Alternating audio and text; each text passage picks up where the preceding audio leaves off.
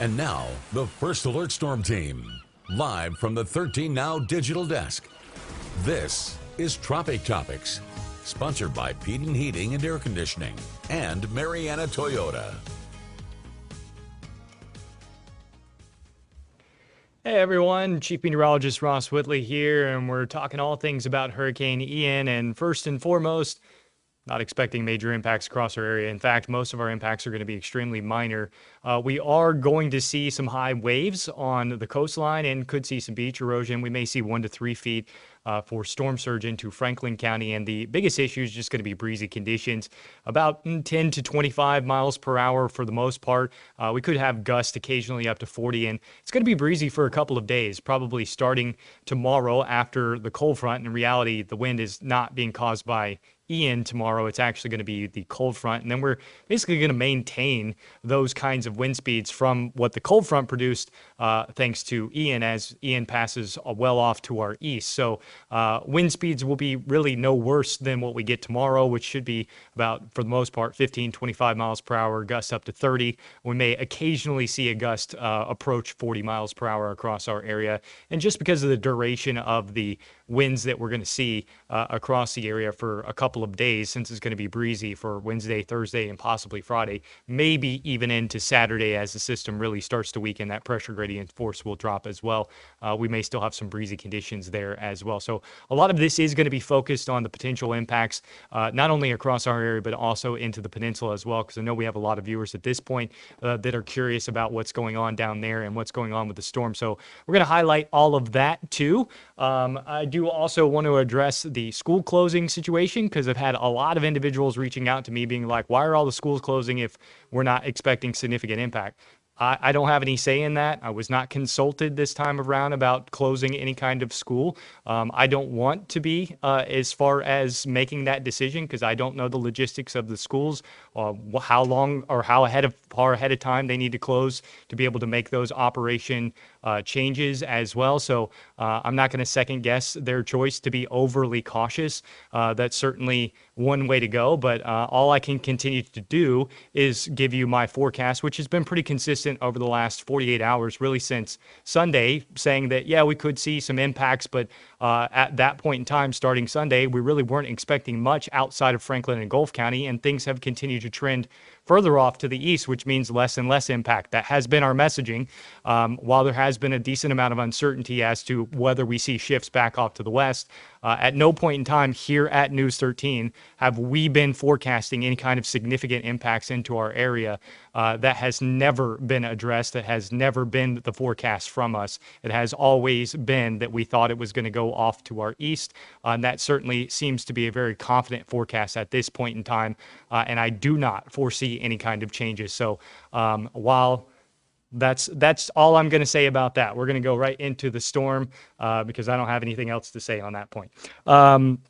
Let's get into it. So as we talk about this, if you do have any kind of questions, anything like that, go ahead and throw those in the comment section. I do have those pulled up here in front of me as well. So if you got questions, comments, or concerns, go ahead and put those in there. I'm asking that you address meteorological questions, so things that you don't understand about the forecast, as opposed to asking about specific locations. I know everyone wants to know exactly what's going to happen in their specific location, but the last 2 days I have spent an hour talking, and I have not been addressing specific locations. So you can imagine that if I start doing a specific location forecast, how long that would take. We'd be here for days. By the time I got done, the storm would have already passed. So we're not going to do that. If you want to know your specific location and what the forecast at your specific location is, just listen, and I promise you I will address as much of the area as possible. And I do have a lot of graphics that are hyper focused on our area as well as the peninsula here, so we're going to dive right on into it. And again, if you got any questions, comments, concerns, anything like that, just go ahead and put those in the comment section, as I do have those pages pulled up, and I can see those comments as well as we go throughout this show here, stumbling for lack of words. Dry conditions across the area, cold front, you can see that northwest wind. Talking about the setup here, Hurricane Ian, for really a lack of better terms or maybe a lack of better judgment here, it's a beautiful storm. And anytime we're talking about the storm being beautiful, it's never a good thing, especially when we're talking about a very pretty storm moving into a populated area or landfall. This is why I don't root for storms. This is why I don't ever want storms, and why it annoys me when people do root for storms, because storms kill people. We have never had a tropical system make landfall, including our just tropical storms. Have never had one make landfall and not kill somebody. Think about that. So the next time that if you're watching this and you're a weather enthusiast and you're rooting for a storm, think about that aspect of the storm, is that this is going to kill somebody.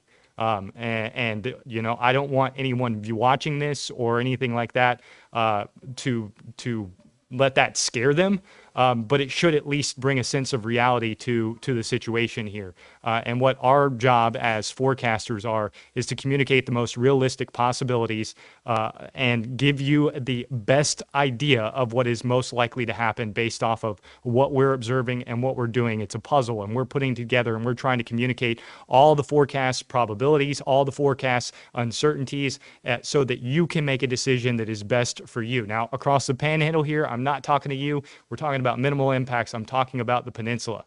So across the peninsula, for those that have interest there, have family there, anywhere from Tampa down to Fort Myers, and they live along the coast, if they haven't left, I would urge them as strongly as possible to leave. And we're going to talk about why. So we've got the cold front coming in here, so that's pretty easy to see at this point in time. Low pressure system, so that is our trough that is digging in. You can see the dry air showing up quite nicely here on our water vapor. So that is going to play a part into the forecast as well. You can also start to see some of this shear that is going to be working in. If you look at the high cloud cover over here, you can kind of see that. That should start to drive that dry air as this interacts more with the trough itself into the system. It's obviously not doing that right now because, again, it is a very pretty storm. And as it starts to interact with that dry air and shear, it's not going to look so pretty anymore. You can also see the frontal influence of that shear as well. So the outflow is right here, but you can see that the convective shield, meaning the rain precipitation, is being sheared off much earlier than where the outflow is pressing to. And it's a very large storm because it is combining with that frontal boundary. So the rain shield expands basically from the western tip of Cuba all the way up to really the Space Coast at this point in time. So you're talking about 400 or 500 miles of rain shield coverage just thanks to how this is being stretched out. And so it is a very big storm as well. That plays part of this, but really the forward path, the motion, the speed, that's going to play a massive role into the overall forecast here. So zooming in on the storm, and again, a very pretty storm, very scary looking storm. Clear eye, which means that there is some strong subsidence going on. That means sinking air in the center. That means a warming eye as well, and it is over some very, very warm waters, the Florida Straits there. The interesting stuff here on the nowcast is that since it came off of Cuba, I talked about this yesterday, we were looking for a due north or a northeast track off of Cuba. Well, just off of that line I've drawn, you can see that it has taken more of a northeast track than a north track. I do expect as it does get closer to the cold front that you are going to see a more northerly wobble, at least approaching that cold front, because the cold front kind of pulls it toward it first before pushing it off to the east. So I think we are going to see kind of a north jog at some point in time, depending on where that is. But just based off of the current trajectory, I would be saying that this is probably going to make landfall closer to Fort Myers than it is Tampa. That's not necessarily a good thing, other than the fact that it will likely lessen the amount of storm surge into Tampa Bay, which is certainly a good aspect to a southern storm. Unfortunately, because that means less dry air and less time to interact with shear, this probably comes into the peninsula stronger. I mentioned that yesterday as well. A harder turn would mean a stronger storm. So I do expect this to be a major hurricane as it is making landfall somewhere in that area. So somewhere right in between here, that's where we're going to see landfall of this system. And it really, at this point in time, doesn't matter if it's Tampa or it's Fort Myers. It really doesn't, because the range of impacts is going to be wide across the area. The actual core of this system, while it is going to be very, very impactful, meaning the winds, is probably not what this storm is going to be remembered by when it's all said and done. It's going to be the rainfall. We're going to be talking about that. Storm surge obviously can be significant on this eastern quadrant. So depending on where that goes up the coast, that is where you're going to see the highest amount of storm surge as it does continue to go in that way. I already seeing people ask about the Panhandle. We're going to talk about the Panhandle, I promise. I've got a lot of slides that is hyper fixated on the Panhandle, but I do want to address what's happening with the storm at this point in time. So going forward here, you can see Ian's track, and you can kind of see the S motion that I was talking about yesterday with Ian's track. That continues as it's working off to the north. So we're getting those wobbles. The wobbles are becoming less because it is a very, very concentric storm and symmetrical at this point in time. So you're not getting that oblong structure to it. But you can see on the cone here itself, that it has once again tracked to the east of where the cone was. The cone, remember, was supposed to be north, and we continue to see more of an easterly shift every single time we get a new cone to come out. This is the intermediate cone, so it hasn't been adjusted yet, but I'm willing to bet that we probably see this shifted a little further south on the next update, as that will correspond with that. And again, that is assuming more of a north-northeast motion versus a northeast motion, which is basically what we're seeing. So you can see right here that the latest trajectory has shown a north movement, north at 10. So it is moving based off of the last 2 points. It is moving due north. So I do think we are going to see some due north movements as it gets closer and closer to that frontal boundary, because the front will pull it to the front and then push it to the east. So we're going to probably see that kind of shift back and forth between moving due north and then moving to the north and east as it does continue to move in that direction. No portion of the Panhandle and most of the Bend is out of the cone completely at this point in time. So we have none of our area under any sort of threat of direct impacts. What we're going to see is periphery impacts. So as the storm goes over here, we're going to see a very consistent north and then northwest wind around that center. So basically, the wind could be coming out in any direction like this and kind of shifting throughout the day. And because this area through here, I'm going to erase all of that so that this stops getting so sloppy. But through this area right here, the storm really, really slows down. I mean, you're talking about days. So this is Wednesday, this is Thursday, and this is Friday. And that is not a whole lot of movement, which is why I'm saying by the end of this, we're probably going to be talking about flooding as what is remembered across much of the state. A storm surge certainly is going to be an issue, as well as wind along the coast, but this should relatively quickly weaken from that aspect from the coast as it does start to move inland into the peninsula. So it is going to be rain across the majority of the peninsula that is the biggest impact here, as well as the severe weather. We're already getting tornado warnings across this area, and I thought that that's kind of an adjacent threat here that doesn't really get talked about a ton, is the threat of tornadoes, as well as the East Coast, really the Treasure Coast and the Space Coast. Oh, that's where we're going to be still seeing a very strong easterly wind through much of the duration here. And because it will be interacting with the cold front, we're probably going to be talking about some extreme rainfall along the east coast of this system as well as the potential for some storm surge too. So just because you're well away from the center and you're on the eastern side doesn't mean you're going to lack overall impacts. Most of the peninsula here is going to see some kind of impact. Really, the Bend and the Panhandle, for the most part, is going to be pretty spared. You can see the latest forecast here. So this coincides with the cone as we move things forward as it does go in. And I did put a stop here just to note timeline. So if you want to see the timeline here, you can look right there. It is on the top. That is 2:04 p.m. So that is tomorrow afternoon. Note that the core here is approaching Tampa at that point in time. So if you pay attention to that timeline, that is Wednesday afternoon as the core is approaching. Then we get into a Thursday afternoon And we're really Thursday evening here, 9:02, and we got the center probably somewhere around Orlando.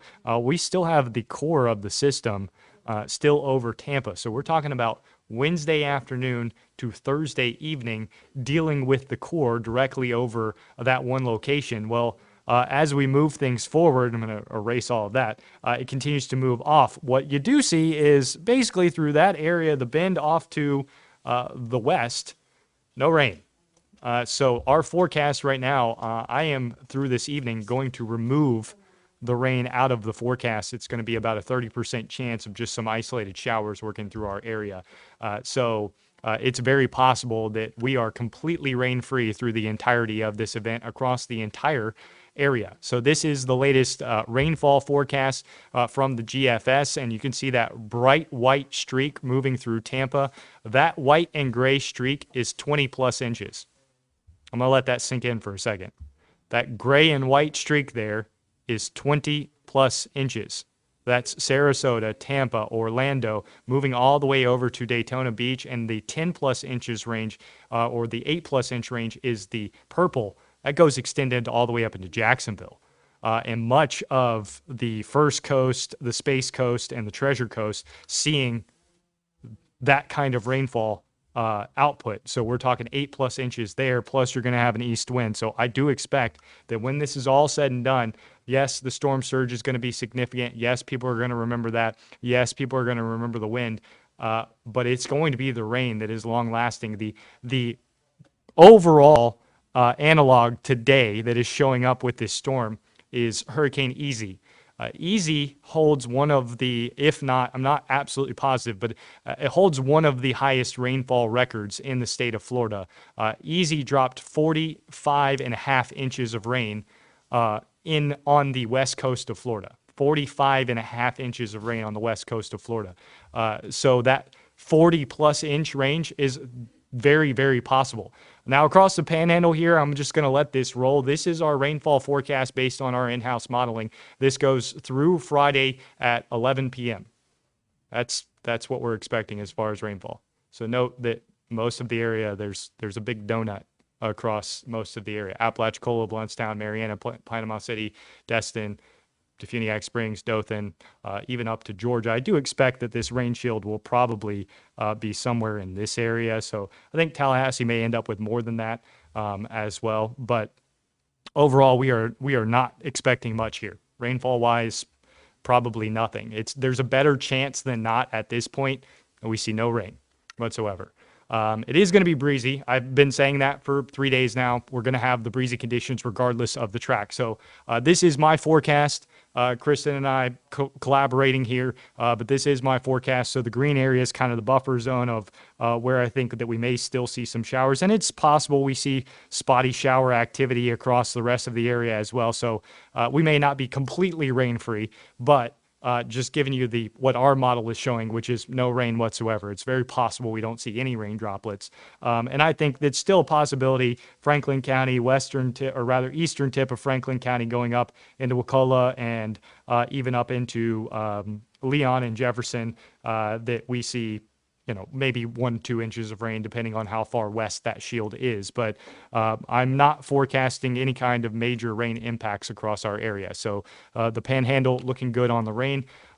What is not, and what absolutely terrifies me, is this forecast on our model. Remember, Easy is the analog. Easy dropped over 40 inches of rain in the peninsula. Look at Tampa. Our model is saying 40 inches of rain is possible in Tampa. This is a model forecast, so it is smoothing things out. It is not accounting for thunderstorm type of activity.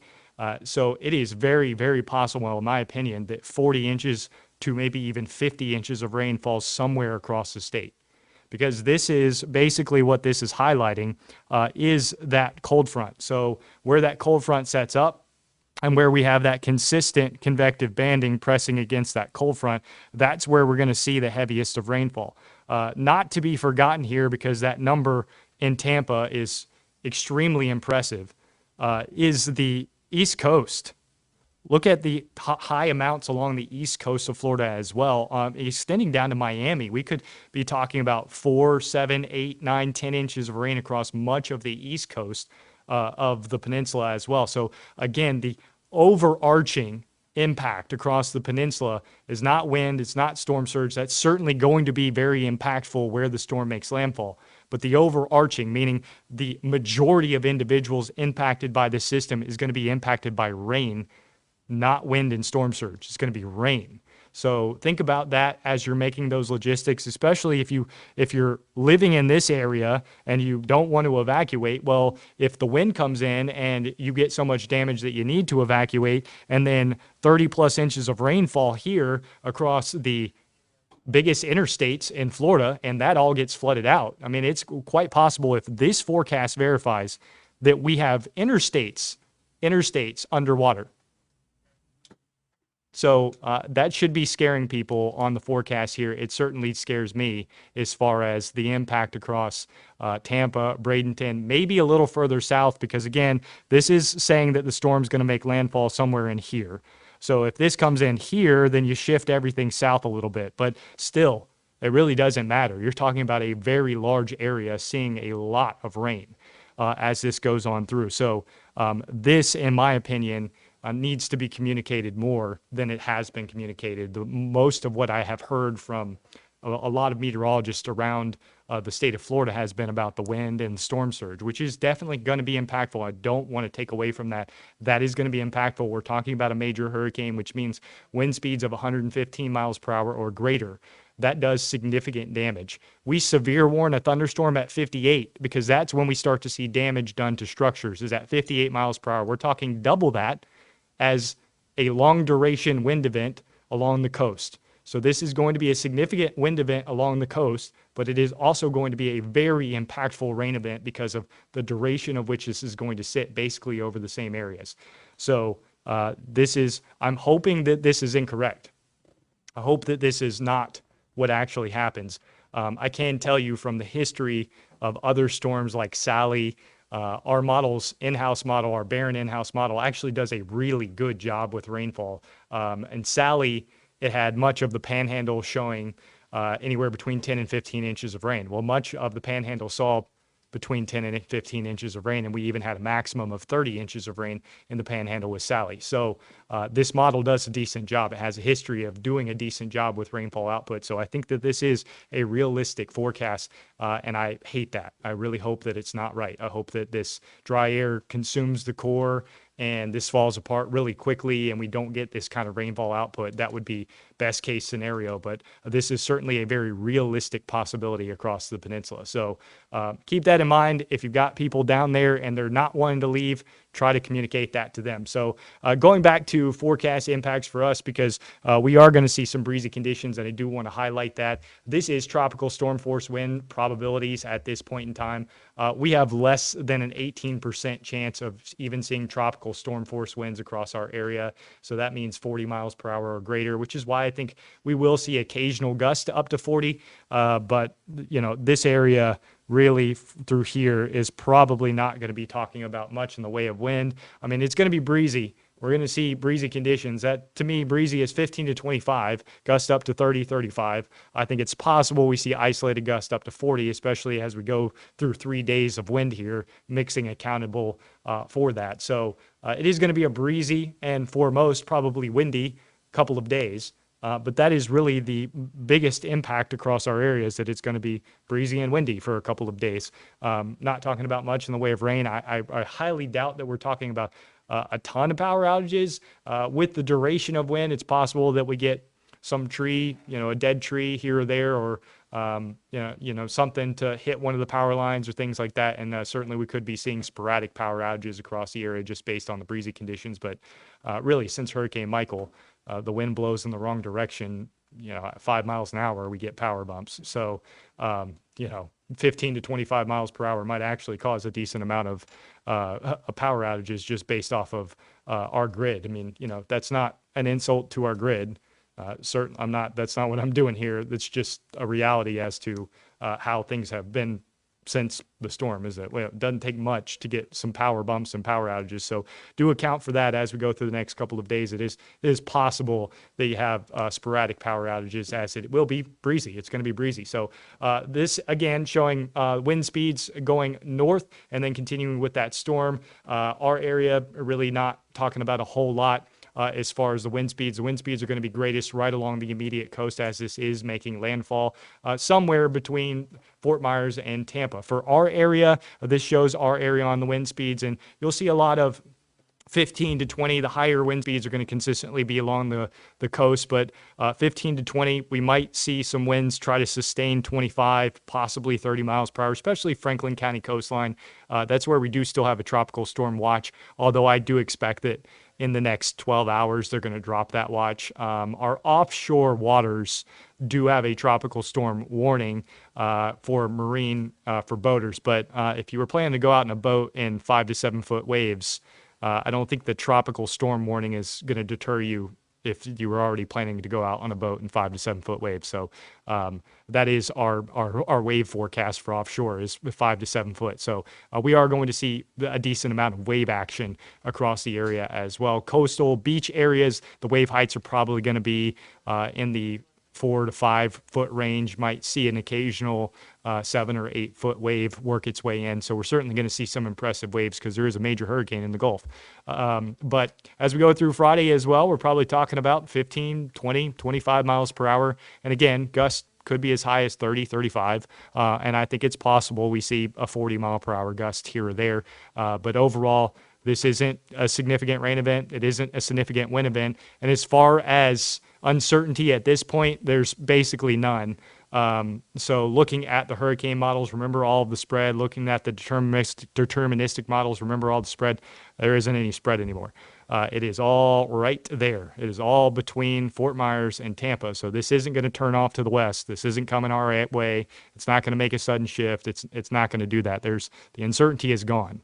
We're not seeing any kind of uncertainty at this point. And in my opinion, over the last couple of days, I've said the uncertainty was more of an east shift than any kind of west shift. I didn't see west being a plausible solution, and that has been our continued message here is that that it was an east shift. It wasn't a west shift. While that was possible, it certainly wasn't what we were favoring as far as the forecast goes. So this continues to echo that, and now that uncertainty is gone. So it is a very confident forecast here that we're going to see landfall somewhere as far south as Fort Myers, and as far north as Tampa, maybe even just slightly off to the north of Tampa. But the GFS and the Euro basically in the same location right on top of the ensemble models as well. So just showing potential wind speeds again here. Again, our coastal areas, certainly offshore, you're going to see some breezy conditions. But over us, we're not talking about much. And again, that kind of goes back to our overall forecast. So I think much of the area, 15 to 25 mile per hour sustained winds is likely. It's basically a strong cold front.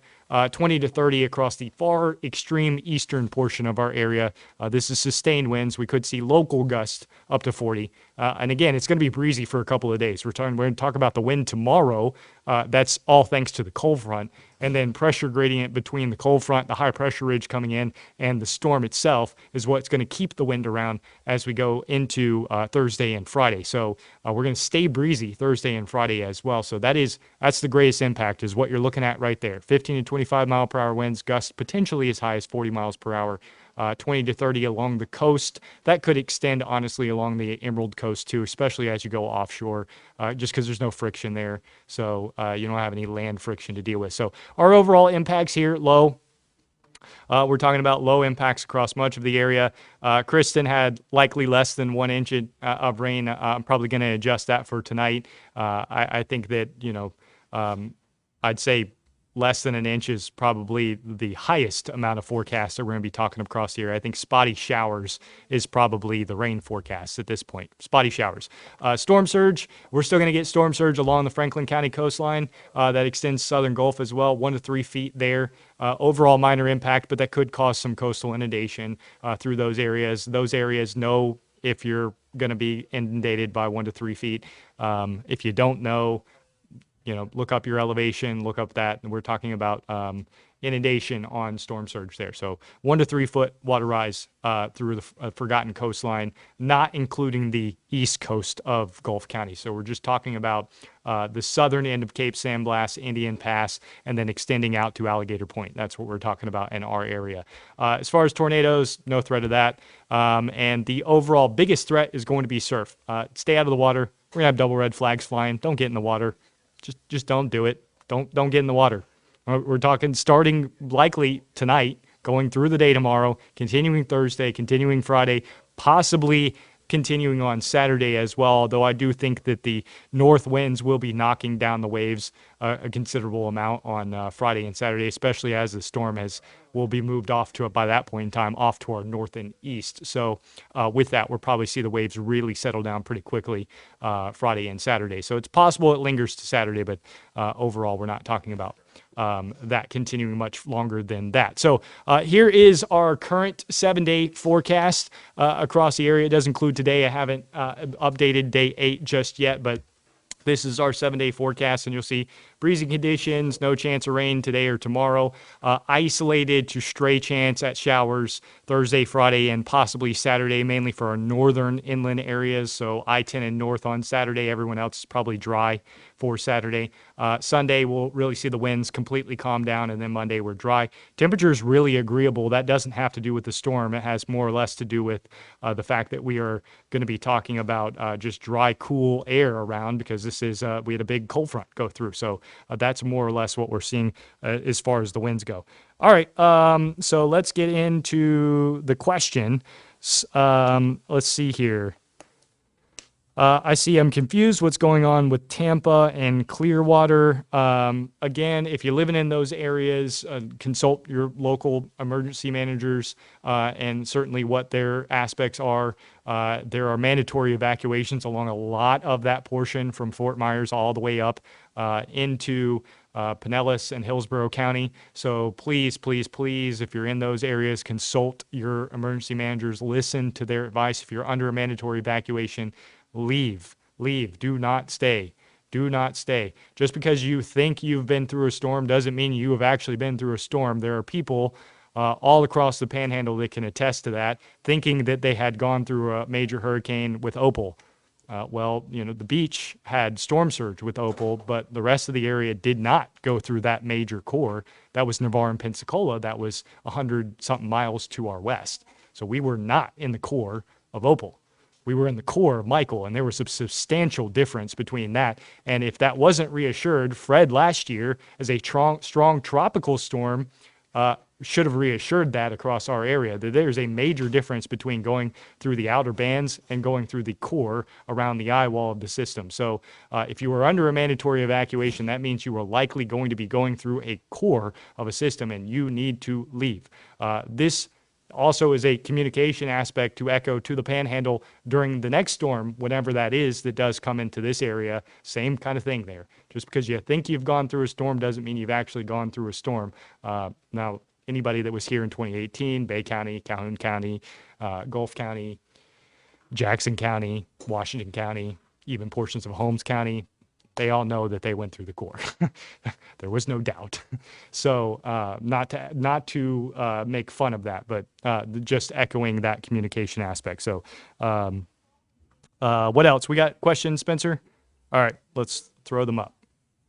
What is going to make this turn to the east? Good question. That has to do with what the cold front is doing. So I'm going to go back to the first slide here and show that. And then I can highlight what you're going to be seeing as far as the cold front. Give me a second here. The system is not wanting to move for me. There we go. All right. And now I got it pulled up. And so we're going to have the cold front moving on in, and it's already moved through our area, but it's going to be moving through down to the peninsula as well. So again, here's our low pressure system. I'm going to draw that in. So there's our trough that's digging in. That's the upper level low.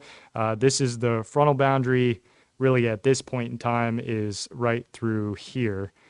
So that is the frontal boundary. remember that dry air lags behind the frontal boundary as well as the ridge. And you can see that the storm itself is modifying that because it's pushing up upper level cloud cover. Just side note, because my brain works in tangents, I will probably have an absolutely gorgeous sunset tonight across the Panhandle. So thanks to that high cloud cover. But anyways, the storm is coming in here. We do have the ridge. The models were terrible with showing how the strength of this ridge was going to work.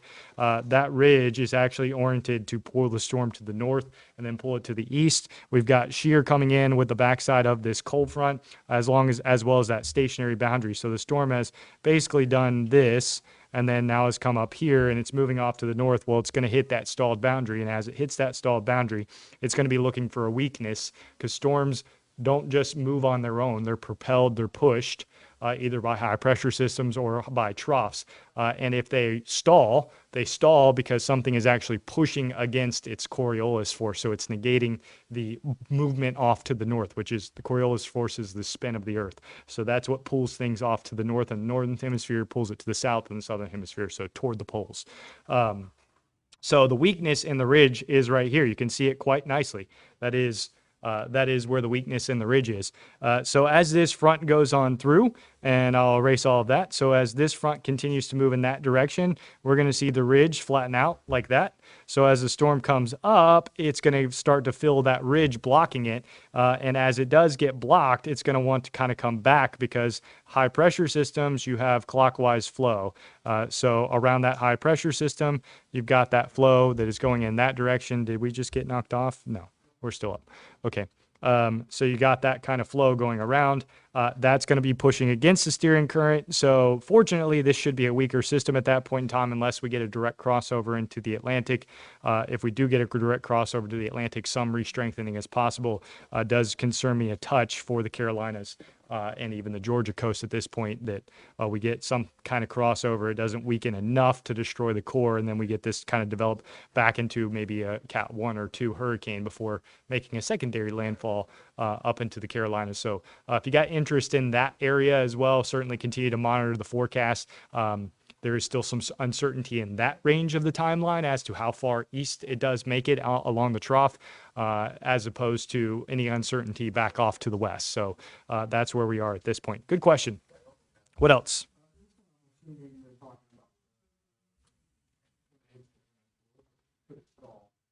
Could it stall?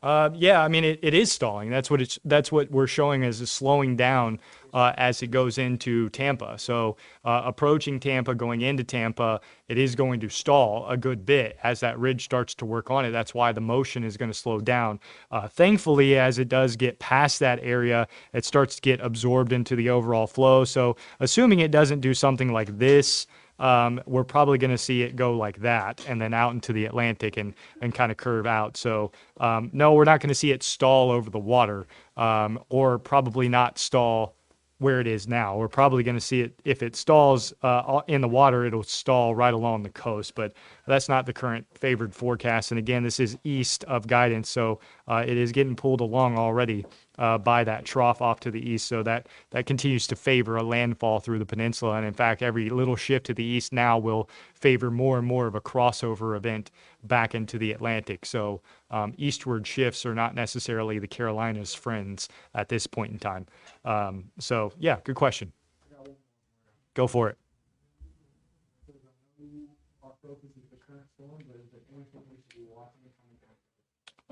Yeah, that's a good question as well. Right now, there's only one area of interest, and you can actually see it just barely on the screen. It's right there. Well, I'm behind. You got to make it full screen. I'm blocking it. Yeah. So you can see that there's a 70% chance that develops. The current forecast is not for that to be a threat to our area. So once this does pass, there is a good 10 days probably of quiet activity, unless we see something else. But the models aren't picking up on really any other activity that's imminent behind this system. So that's a good question too. All right.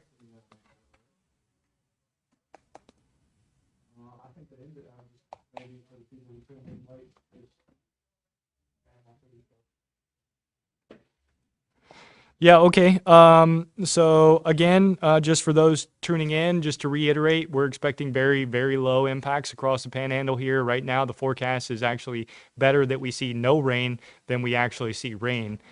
So percentages are very, very low, going 20 to 30% at most across the area. I think there's a possibility we could squeeze out a couple of showers, but overall, you can see the very big bright red showing up there on the water vapor. That's some dry air. So it's going to be battling that dry air, and it's actually going to be ingesting that dry air into the system. So that was part of the reason why I was saying there's such a tight gradient on the western side, because dry air is going to be really eroding that western side of the rain shield, at least up into our area. So I don't think we're going to see much in the way of rainfall at all.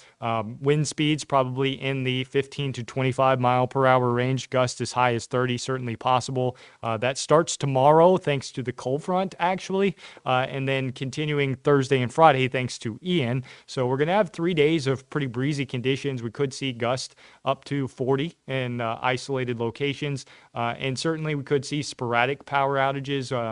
Most of the area should be able to handle 40 mile per hour winds and wind gust. That's what we get behind strong cold fronts. But like I said, sporadic power outages are still certainly possible. So that's basically the synopsis of our forecast across our area. Across the peninsula, if you're watching for the peninsula or you're in the peninsula, consult your local National Weather Service office, consult whatever local meteorologist that you enjoy watching, because certainly they're going to be able to speak to the aspects of those local locations a lot more than I am. I am very concerned about the rainfall output of this storm and the potential to see 30 plus inches of rain in certain areas. I think that flooding could be a major, major, major impact across the peninsula. So that is something else to think about as well. So that is overall the largest communication things that I can deliver to you guys is that. And again, I'm still seeing a lot of people push back against my you think you've been through a category, or you think you've been through a storm kind of thing. I want to reiterate, a lot of people think they've been through a storm. A lot of people. Most people in Florida think they had gone through a storm. Most people in the Panhandle thought they had gone through a storm. They learned differently when Michael came in. So this is going to be no different from Cape Coral up to Tampa. Tampa hasn't had a major hurricane since the 1920s. So if you're in Tampa and you grew up in Tampa and you didn't live there during the unnamed storm of 1927, which I'm betting you didn't, then you haven't been through a major hurricane. You may have thought you did. Irma went through the area as a weak Category 1 by the time it got to Tampa. Maria went through the Keys, and it was a weak storm by the time it got up to Tampa. So you may think that you went through a major hurricane, and in fact, you did not go through a major hurricane. You went through the core of remnants of a major hurricane and actually go through a major hurricane. So think again. If you think you've been through a storm, you probably haven't. There are really only a handful of individuals and handful of communities around the U.S. that have actually been impacted by the core of a major hurricane. Most people in Louisiana, Mississippi, and Alabama think that Katrina was a Category 5 when it hit them. It was a Category 3. It was a 5 offshore, but it made landfall as a Category 3. It built the storm surge from a Category 5, which is why it holds that record. But it was not a Category 5 when it made landfall. And I'm not saying that this is going to be a Category 5, because certainly, historically speaking, that's pretty rare. I think it's possible that we briefly touch that category, but considering it's east of track, it's going to have less time over water. I think that the current intensity forecast is probably pretty accurate. 130, 140 mile per hour winds. Certainly at peak intensity, that's probably offshore. And I do think we are going to see some slight weakening as it does approach the shore. But I do believe that we will see a major hurricane making landfall, and major is major. It doesn't matter if it's a 3, 4, or 5. Major is major. They call it a major hurricane because you're going to see major damage. You want to know what the classification of a Category 3 is? Is major structural damage. A Category 3, I'm talking about a Category 3. Major structural damage, well-built homes, some damage, poorly built homes can be destroyed. Category 4, major structural damage, well-built homes, severely damaged, poor-built homes, gone. Category 5, catastrophic damage, well-built homes, threat of being gone. Poorly built structures completely annihilated. Catastrophic. So major is major. Doesn't matter. 3, 4, 5. Major is major. And we're talking major here for landfall. So again, kind of reiterating the communication aspect to that. Hopefully that's getting through to those individuals that could be watching, or trying to communicate to those individuals down into that area that are stubborn to not leave.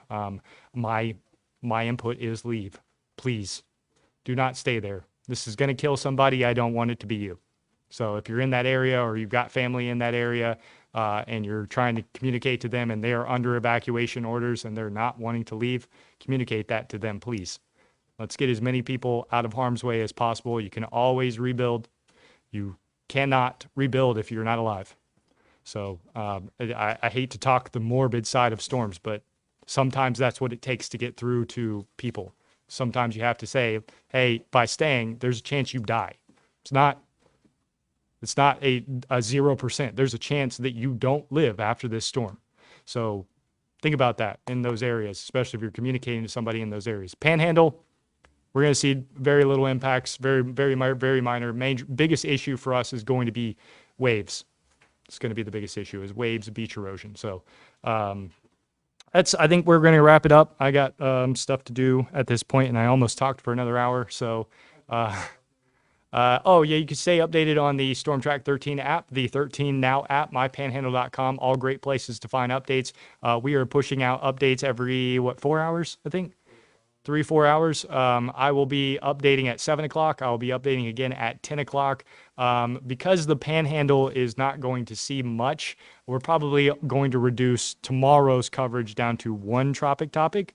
And depending on where we stand at that point in time, that may be the last Tropic topic we do in preparation of this storm, because the Panhandle, again, not seeing a whole lot, and I don't want to desensitize you guys to these videos as we are talking about the potential for impacts. I don't want you to just see us and be like, oh, he's just talking about the storm in the peninsula. But I do want to cover that area because I know there's a lot of people coming up into this area that are evacuating from there. And there's a lot of people that live in this area that have family down there. So that's why I wanted to spend this time talking about that, even though the Panhandle is not going to see any kind of significant impacts at this point in time, other than the potential for high waves. And that is a high confidence forecast. There's no uncertainty here, and this is going to shift west, or this could come west. And don't give me this nonsense of nobody knows where it's going to go. Yeah, that's correct. Nobody knows where it's going to make landfall. But there is a 90% chance that this is going to go into the peninsula. So high confidence that this is going to continue to curve and go into the peninsula. We're not going to see this stall and then suddenly jog off to the west. This isn't the 1990s. This isn't the 1980s. We don't miss on these things anymore. Hurricane forecasting has come leaps and bounds since really 2015. We've gotten better and better and better. We've even seen major improvements since 2018 as far as forecasting track goes. Intensity, still kind of a shot in the dark, but since Michael, we've actually seen a large improvement in high resolution models to be able to handle instability or handle intensity forecasting because of Michael. So Michael actually has greatly improved the forecasting since, because of the challenges that Michael presented. So if there's something good that came out of that storm, and there's not much, that's one of those things, is that we have seen forecasting greatly improve on intensity because of that storm. So I think that's a good place to wrap it up. Again, you can get an update from mypanhandle.com at 7 o'clock and again at 10. Make sure to join me at 5, 6, and 10 on ABC, News 13.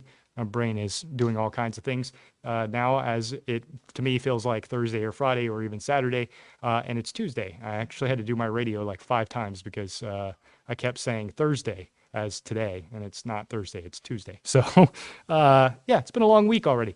So yeah, we'll wrap it up right there. And again, I'll see you most likely same time here tomorrow, same place. Thank you for watching Tropic Topics, sponsored by Peden Heating and Air Conditioning and Marietta Toyota. Be sure to download the Storm Track 13 app today to stay up to date with all of the latest weather information. For more local news, weather, sports, and more, visit mypanhandle.com.